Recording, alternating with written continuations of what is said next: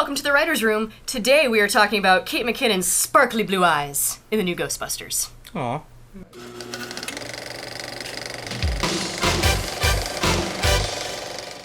Welcome back to the show, everybody. We are the Writer's Room podcast. I am your host, Matt. I'm Chrysalia. I'm Katie. And I'm Michael, coming at you from HollywoodRedux.com. We're talking about the new Ghostbusters today on the show.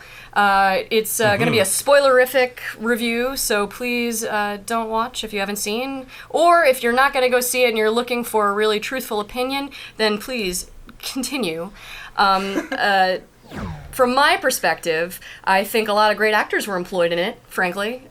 Kate McKinnon, probably chief among them. Yeah. Of the aforementioned sparkly sapphire And we'll give us a eyes. little description of the film, too, for anybody who hasn't seen it yet. Yes. So this new Ghostbusters kicks us off in a very similar way to the old Ghostbusters with a library ghost, and then we find out that there are ghosts popping up all over the city due to these 4 hotspots that a person who we don't really understand, we never get a motive for, has designed these devices that is breaking through to the ghostly dimension and bringing ghosts forth from there, and the big master plan is he's going to I guess break through the whole thing into so all the ghosts come out of it into our world, but they only go into New York City. Anyway, Very confusing. So that happens. That's the summary. And then of course the Lady Ghostbusters assemble and defend New York City. Yeah, kind of. I think you might have just told more story in that sentence than any. Actually, in the film, That's as I could piece it together from the information that I received, which had You wanted to pretty see big it? gaps. There it is, you guys. Yeah, I think from a story perspective, you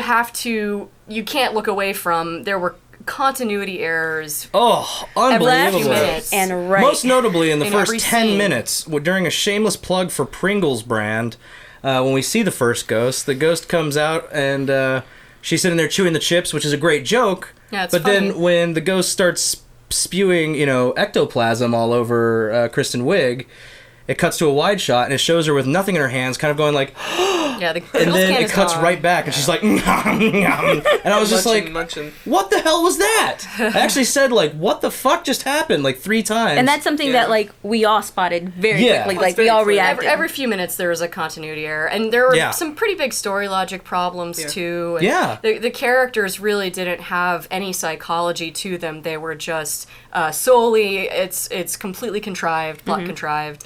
Very phoned in, I'm sorry. Like, the script itself, like, like you said, the best character was Kate McKinnon. I think across the board, most people, whether you like this movie or not, think she did a great job. And I think she did too. However, the script was so poor. It was unfair that- for all of them, to be that, honest. like, all of them, nobody had a generic thing that was like theirs. Yeah. Yeah. Like Melissa McCarthy she never got the right amount of soup from the Chinese restaurant there above.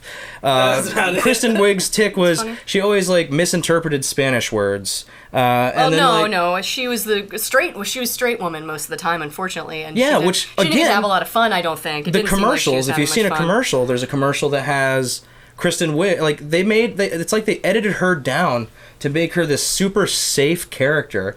Because like I'm seeing this thing from Rotten Tomatoes and Ghostbusters being posted online, and I even shared it on my Facebook page. You can check it out. It's bogus.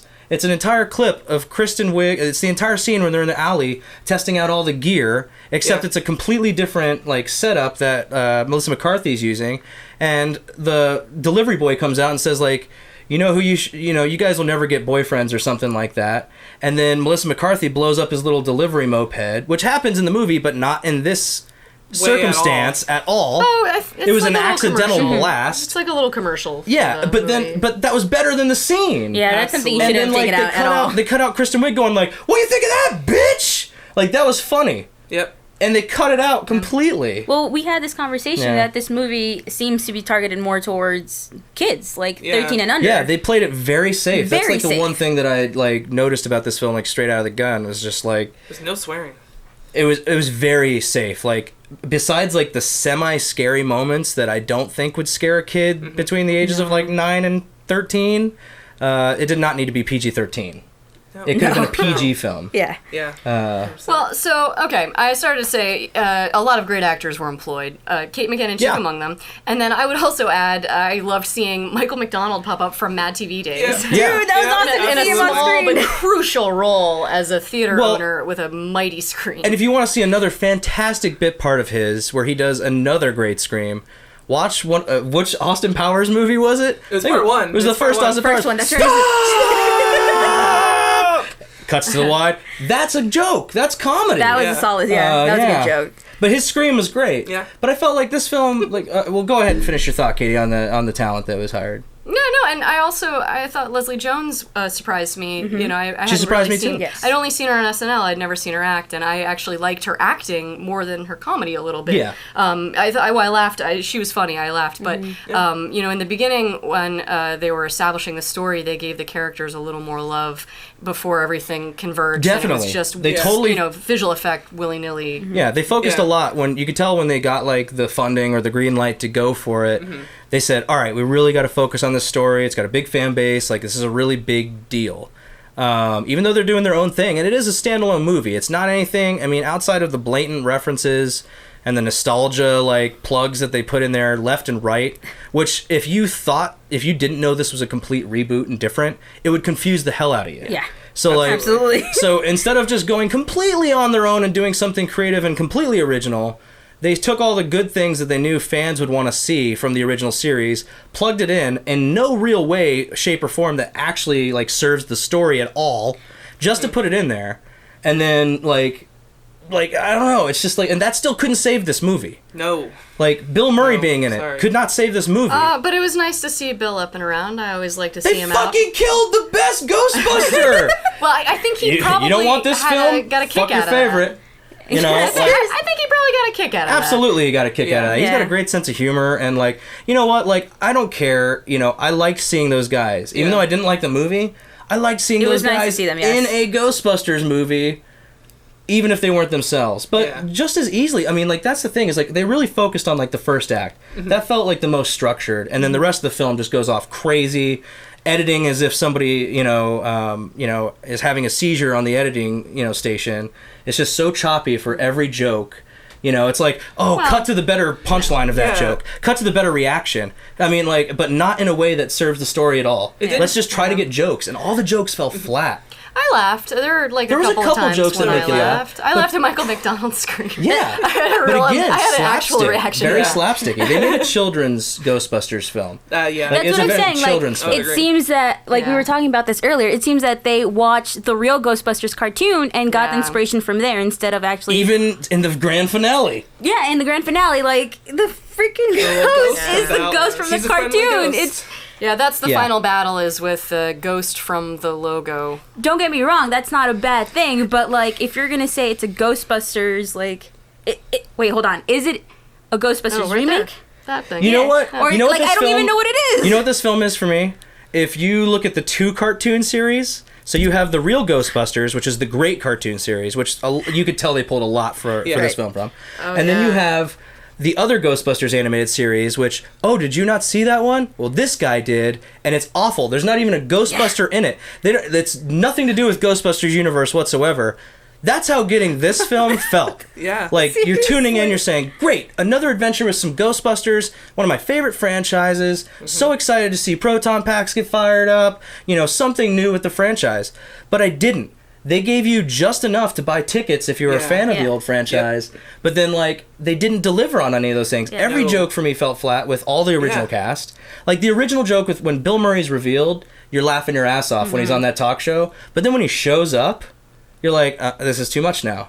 Like, you've Yeah. beaten that now down. Like, the cameos were short and sweet. Dan Aykroyd's felt forced. He literally drove off. Like, he literally drove off saying, I ain't afraid of no ghosts. That was harsh to see, to be honest. and It then was very Sigourney brutal. Let's just Weaver. throw in Sigourney Weaver at the end because we didn't find another place creatively to put her. Yeah. And let's also throw in Ernie Hudson at the end because, of course, he has to be Patty's uncle, which was the most, like, as soon as they didn't show the uncle at all in the beginning, Yep. I leaned over, I was like, Ernie Hudson's niece. Like, It has to be. and then I was like, why aren't they going to show Ernie Hudson yet? Oh, there he is at the end. At the very end. And then they just cut off in the middle of that scene. They're like having a conversation, then it just cuts to like something completely different. Like, See, and that's the thing. It has nothing to do with like what the reviews are saying, that it's a gender, like it's the women. We hate the women that they're like taking Ghostbusters and everything. Yeah. It's not about that. Yeah, it's literally Ghostbusters, I'm sorry to say, didn't deliver as much as it promised. Yeah. You know? it didn't. And it's just like I said, they just played it really safe. There were no jokes in It's it great that were like for kids adults. nowadays. Like, Yeah. I mean, it would be great for a kid. I think this movie is perfect for a young kid under the age of 13. They're going to love it, boy or girl. And honestly, there are some good things about this. The people who are, if you're a guy and you're hating on this movie because it's 4 female leads, you're just an asshole. Yeah, that's no reason That to has hate it. nothing to do with why you will like or dislike this film. This movie's just bad on its own. Yes. And I wouldn't suggest seeing this unless you have a small kid. I think if you bring a small kid, your kid's gonna have fun. You'll have fun because your kid's having fun, and you might be able to bond over something that like was close to you when you were a kid. But if you're gonna do that, I do recommend seeing the first Ghostbusters and Yeah, the original. introduce them to the first one first. Don't introduce Yeah. them to this first. Do the original, please. Like, Yeah. and then do this. Yeah. So yeah, I mean, because like really, the props were great. They were based in science. I saw a lot of behind the scenes stuff on that. Like that was really cool. But I just felt like this was such a hollow film. There was no music score that I could tell Forced. throughout the entire thing. Like the original had all these great montages, with great music, and like music and the soundtrack really played a part of that. Yeah. And it was a real complete full breathing organism, and I think that's why so many people connect with it. Yeah. And whereas this one just felt, honestly, I described it as if this was the Ghostbusters live action TV show, I would be like, this is great. But that's what it played like to me. It was like a cheap knockoff version of what a real movie about Ghostbusters could be nowadays. Yeah. And it has nothing to do with the female cast or the rest of the cast in general. It's as a movie, as its own self, has a bad soundtrack, a bad script, and like kind of bad directing. Yes. I don't think like the entire finale could take us an hour to talk about. And even Slimer couldn't, save this movie. No, or Slimer's new girlfriend. But like, it was just one of those things where the whole. I'm just going to jump to the finale, because like the finale is the most bogus, random thing you'll ever see. An entire building gets destroyed by this, these lines that come through and converge on this building, and it's like the Hellmouth, where the main villain, who is possessed Chris Hemsworth, is just. I guess they did a full dance number and they must have cut it out just to put it in the credits. Yeah. Like, it doesn't make any sense. That made zero sense in the movie. And then also they just put up like a ghostly smoke wall, and just like a Bruce Lee movie, just have ghosts running at all the heroes, like from all different directions, like pilgrims and all sorts of stuff. Well, I attributed that to it was just easier to digitally create than having the city there. Yeah, well that, but I mean at the same time, it's like you could still see the city behind it. How a cartoon But like did they that just to ran out. That was their animators. inspiration, so... It was just, that whole thing, it doesn't make any sense. You use a proton pack, proton stream to capture a ghost like a lasso and bring them towards a trap, which, by the way, last thing I'm going to say about this movie, because I'm just going to go on forever. The ending was stupid, didn't make any sense. Like, I don't mind if the whole, like, ecto going in and blowing up and, Kristen Wiig diving down on the world's longest cable to pull up her friend, which they tried to do a really serious, quiet moment at the end of this thing as if this was an epic battle, but it wasn't. I saw what they were trying to do, but they just fell flat. Again, like the jokes fell flat. But they dive all the way down, and then that was another continuity thing. The hole closed when she dove in, and then it was still open when they got pulled out. But this entire building should have still been destroyed. How did that ecto going in there completely rebuild everything that had been destroyed from New York? That makes zero sense. No clue. A lot of this movie doesn't make sense. There's a lot of setups in this movie, but no payoff. Yeah. And when they try to just do a joke where you're like, oh, he was just playing that he's really stupid with, like, me playing the sax or me listening to the sax, when he's just holding it. Like, that's a funny joke. But it just fell flat. Yeah. To be honest with you, while watching the movie, it's like, I think I spent most time of the movie trying to put it together and trying to come up with a story in my head. Then, like... I tried to enjoy this movie. Honestly. But that doesn't mean that you're not going to love this film. You might love this film. A lot of my friends love this film. Children. I think kids will love this film. I think, if you've never seen the original franchise, or even if you have seen the original franchise, you can still love this film. Yeah. There's a lot of good things about it. Everybody at least tried. And yeah, so that's it. So for the Writers Room, I'm Matt. You can find me at Splashdown1 on all social media. I'm Krizali. You can find me at Krizali on all social medias. I'm Katie. I'm at K-Moles. And I'm Michael. I'm at What the Hess. And as we said, we're the Writers Room podcast. What did you think of our review of Ghostbusters? Did you also like the film? Let us know in the comments below. Also, be sure to subscribe to our YouTube page and like any videos that you might enjoy. If you hated this video, please give us a thumbs down. Any interaction is great. Thank you so much for listening, and we will see you down at Comic-Con or next week here on the Writers Room.